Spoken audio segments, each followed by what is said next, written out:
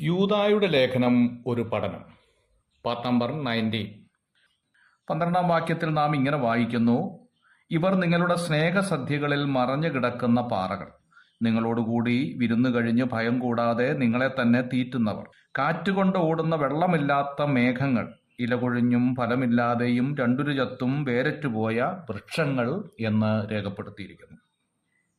ആദ്യ നൂറ്റാണ്ടിൽ തന്നെ ക്രൈസ്തവ സഭയ്ക്കുള്ളിൽ കപടഭക്തിയുടെ വേഷം ചാർത്തിയ ഒരു പറ്റം ദുരുപദേഷ്ടാക്കന്മാർ രംഗപ്രവേശനം ചെയ്തിരുന്നു എന്ന് ചിന്തിക്കാം.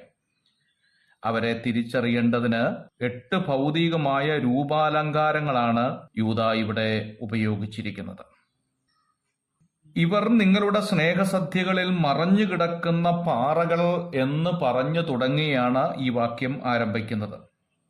പ്രാചീന സഭകളിൽ കർത്തൃമേശയ്ക്ക് മുമ്പായി നടന്നു വന്നിരുന്ന ക്രിസ്തീയ കൂട്ടായ്മയുടെ ഒരു ഭാഗമായിരുന്നു സ്നേഹസദ്യ എന്ന് 1 കൊരിന്ത്യർ 11-ാം അധ്യായത്തിന്റെ 20-22 വാക്യങ്ങളിൽ പൗലോസ് ഓർമ്മപ്പെടുത്തുന്നുണ്ട്.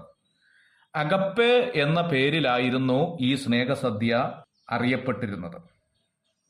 സദുദ്ദേശത്തിന്റെ ഏത് ചെറിയ ഭാഗത്തും പിശാച് മായം ചേർക്കുവാൻ വിദഗ്ധനാകയാൽ കാലപ്പഴക്കത്തിൽ ദുരുപദേഷ്ടാക്കൾ സ്നേഹവിരുന്നിനെ പരിഹാസ സദ്യയാക്കി മാറ്റി എന്നുള്ളതാണ് മനസ്സിലാക്കേണ്ടത്.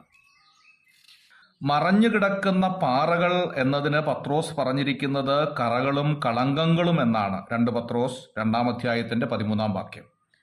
ക്രിസ്തീയ ജീവിതത്തിന് അപമാനവും അപവാദവുമാണ് കറയും കളങ്കവും എന്ന കാര്യം നമുക്കറിയാം. അവ ശല്യവും വേദനയും ഉണ്ടാക്കാറുണ്ട്. സമുദ്രത്തിൽ മറഞ്ഞു കിടക്കുന്ന പാറകൾ ഏത് പടുകൂറ്റൻ കപ്പലുകളെയും തകർത്ത് തരിപ്പണമാക്കി ആഴക്കടലിൽ താഴ്ത്തിക്കളയുന്നതാണ്. നമ്മുടെ ജീവിതസാഗരത്തിലും ഗതി ഇത് തന്നെയാണ്.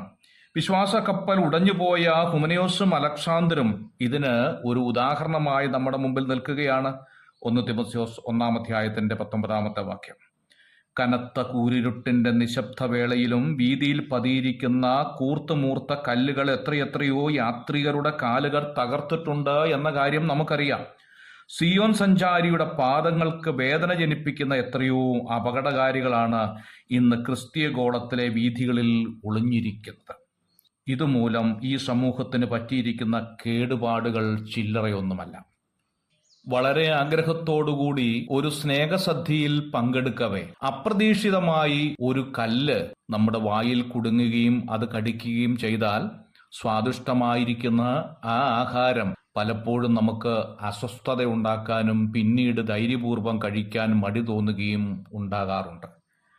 ഇതുപോലെ ആത്മീയ ഗോളത്തിൽ അപ്രതീക്ഷിതമായി ആത്മീയ ഗോളത്തിന് തടസ്സവും അശുദ്ധിയും ഉണ്ടാക്കുന്ന അഭക്തന്മാരായിരിക്കുന്നവരുടെ ചെയ്തികൾ നിമിത്തം പലപ്പോഴും നമ്മുടെ നെറ്റി ചുളുകയും മനസ്സ് മടുത്തു പോവുകയും ചെയ്തിട്ടുണ്ട് എന്നുള്ളത് സംശയമില്ലാത്ത കാര്യമാണ്. ഈ കാര്യമാണ് മറഞ്ഞു കിടക്കുന്ന പാറകൾ എന്ന പേരിൽ യൂദാ ഓർമ്മപ്പെടുത്താൻ ആഗ്രഹിക്കുന്നത്. രണ്ടാമത്, സ്വാർത്ഥ തൽപരരായ ഇടയന്മാരെ കുറിച്ച് ഓർമ്മിപ്പിക്കുകയാണ്. അവർ തങ്ങളോടുകൂടി വിരുന്നു കഴിഞ്ഞ് ഭയം കൂടാതെ തങ്ങളെ തന്നെ തീറ്റുന്നവർ എന്ന് രേഖപ്പെടുത്തിയിരിക്കുകയാണ്. ഇന്ന് നമ്മുടെ രാഷ്ട്രീയ രംഗത്തും സാമൂഹ്യ രംഗത്തും സഭാരംഗത്തുമെല്ലാം അധികാര കസാര കളികളാണ് നടക്കുന്നത് എന്ന കാര്യം നമുക്കറിയാം. തലപ്പത്തിരിക്കുന്നവർ എന്തു വന്നാലും തങ്ങളുടെ സ്ഥാനം വിട്ടുകൊടുക്കുകയില്ല എന്ന് ഉറച്ചിരിക്കുകയാണ്. പുറത്തു നിൽക്കുന്നവർ എങ്ങനെയെങ്കിലും ഉള്ളിൽ കടന്ന് കസേര കരസ്ഥമാക്കണം എന്ന് ആഗ്രഹിക്കുന്നവരുമാണ്. സഭകളിൽ സ്ഥാനവലിപ്പത്തോടുള്ള അനുരാഗം വർദ്ധിച്ചു വരുന്ന കാലയളവാണ് എന്ന് ആരും പറയാതെ തന്നെ നമുക്കറിവുള്ള കാര്യമാണല്ലോ. ഉന്നത സ്ഥാനങ്ങൾക്കും ഭൗതിക ഉന്നമനത്തിനും വേണ്ടിയുള്ള പരക്കം പാച്ചിലിനിടയ്ക്ക് പലരും ദൈവം തങ്ങളെ ഏൽപ്പിച്ചിട്ടുള്ള ശുശ്രൂഷയുടെ ദൗത്യം മറന്നുപോകുന്നു എന്നത് ദുഃഖകരമായ കാര്യമാണ്. യേശുക്രിസ്തുവിന്റെ കാര്യമല്ല, സ്വന്തം കാര്യമത്രേ എല്ലാവരും നോക്കുന്നത് എന്ന ഫിലിപ്പി ലേഖനം 2-ാം അധ്യായത്തിന്റെ 21-ാം വാക്യത്തിൽ പൗലോസ് രേഖപ്പെടുത്തുകയാണ്. ഞങ്ങളോ പ്രാർത്ഥനയിലും വചന ശുശ്രൂഷയിലും ഉറ്റിരിക്കും എന്ന പിതാക്കന്മാരുടെ തീരുമാനത്തിലേക്ക് നമുക്ക് മടങ്ങി വരാൻ സമയമായി എന്ന് ഓർമ്മപ്പെടുത്തുകയാണ്. സ്വാർത്ഥത്യാഗികൾ, ആത്മീക ദർശനമുള്ളവർ, കഷ്ടം സഹിപ്പാൻ സന്നദ്ധരായവർ വേലയ്ക്ക് ചുമൽ കൊടുപ്പാൻ മുമ്പോട്ട് വരട്ടെ എന്ന് യെശയ്യാ പ്രവചനം 6-ാം അധ്യായത്തിന്റെ 8-ാം വാക്യത്തിൽ വായിക്കുകയാണ്. God bless you.